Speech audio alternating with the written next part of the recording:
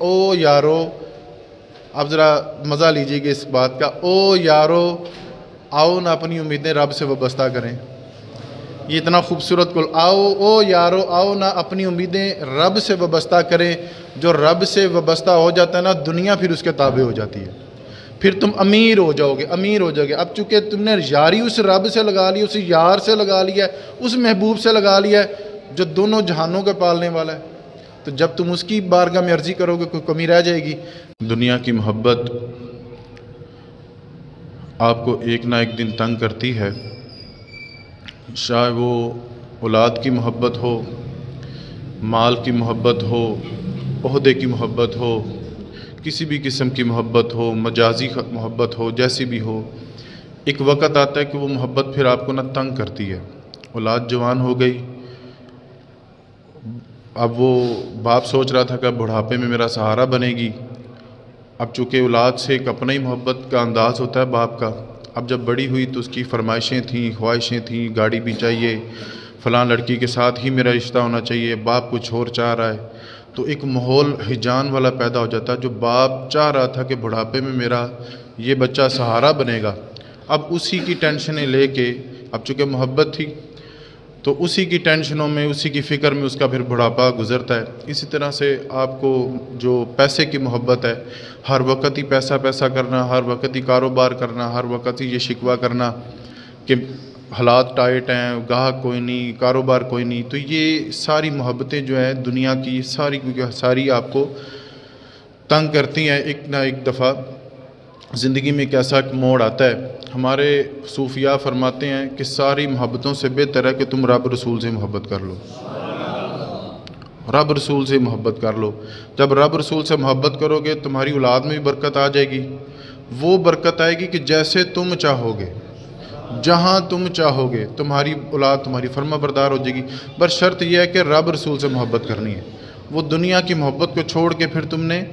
رب رسول کی طرف آنا ہے۔ ہمارے صوفیاء کا ایک بڑا خوبصورت نظریہ رہا ہے کہ اپنی ساری خواہشیں، ساری امیدیں اپنے رب رسول سے وابستہ کریں، ساری خواہشیں، ساری امیدیں۔ حضرت مولا علی شیر خدا فرمایا کرتے تھے کہ اگر تمہارا نمک بھی ختم ہو گیا نا گھر سے، تو وہ بھی رب سے طلب کرو، وہ بھی رب سے مانگو۔ اتنی خوبصورت یہ بات ہے۔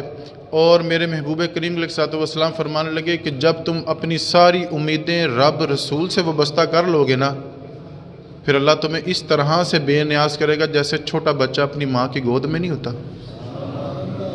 جیسے چھوٹا بچہ اپنی ماں کی گود میں ہوتا ہے۔ اب اس کو ٹینشنیں کوئی نہیں، فکر کوئی نہیں، اب چونکہ وہ اپنی ماں کی گود میں ہے، اب وہ محسوس کر رہا ہے کہ جیسے ساری دنیا رب ایک پاس ہے، لیکن جو سکون اس وقت اس کو مل رہا ہے نا، اس کی آپ وہ روحانیت دیکھیں، اس کی آپ چاشنی دیکھیں۔ حضور نبی علیہ الصلوۃ والسلام فرمانے لگے جب تم اپنی ساری خواہشیں، ساری امیدیں رب رسول کے وابستہ کر دو گے تو اس طرح سے تم سکون میں آ جاؤ گے جیسے بچہ چھوٹا اپنی ماں کی گود میں آ جاتا ہے۔ یہ نظریہ کہ اپنی خواہشیں اپنے رب رسول کے حوالے کریں، علامہ اقبال کا ایک بڑا خوبصورت شعر ہے۔ اقبال فرمانے لگے نگاہ فخر میں، جب تم نے فقیری اختیار کر لی، نگاہ فخر میں شان سکندری کیا ہے، اور خراج کی جو گدا ہو تو وہ کیسری کیا ہے، اور بتوں سے تجھے امیدی۔ یہ بڑا ایک سمجھنے والا پہلو ہے کہ بتوں سے تجھے امیدی، فلاں بندہ مجھے کیا فائدہ دے سکتا ہے، فلاں بندہ مجھے کیا فائدہ دے سکتا ہے، فلانا مجھے کیا فائدہ دے سکتا ہے، بتوں سے تجھے امیدی، خدا سے تجھے نا امیدی، بتانا پھر صحیح تو پھر کافری کیا ہے۔ تو یہ اقبال نے بھی آپ کو یہ مشورہ دیا کہ آپ اپنی ساری خواہشیں، اپنی ساری وابستگیاں رب رسول سے آپ وابستہ کریں۔ میرے محبوب کریم علیہ الصلوۃ والسلام فرمانے لگے،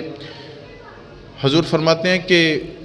قیامت کے دن اللہ تعالیٰ اپنے محبوب کی امت کے 70,000 بندے بغیر حساب کتاب کے جنت میں داخل کر دے گا۔ 70,000 بندے بغیر کسی حساب کے، پوچھا ہی نہیں جائے گا، ڈائریکٹ جنت میں۔ صحابہ بھی بڑے مشتاق تھے، کہنے لگے یا رسول اللہ صلی اللہ تعالیٰ علیہ وسلم وہ بندے کون ہیں، ان کی کیا صفات ہیں، وہ کون سا عمل کرتے تھے؟ حضور فرمانے لگے وہ لوگ جنہوں نے اپنا مال، جان، خواہشیں، امیدیں سب کچھ اللہ سے وابستہ کر لیا، سب کچھ ہی اللہ کے سپرد کر دیا، سب کچھ جو مانگتے تھے رب رسول سے مانگتے تھے۔ آج ہم جس شخصیت کا ذکر خیر کریں گے، قطب سبحانی، شیخ لاسانی، شیخ عبد القادر جیلانی، ایک جمعہ میں پہلے اس وجہ سے ان کا ذکر خیر کر رہا ہوں کیونکہ جو اگلا جمعہ نا ٹھیک 11ویں شریف ہی ہے،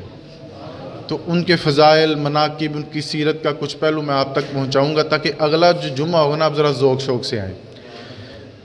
حضور غوث پاک آپ کی کتاب ہے فتح الربانی، اس میں بھی آپ یہی قول نقل کرتے ہیں کہ او یارو، آپ ذرا مزہ لیجیے گا اس بات کا، او یارو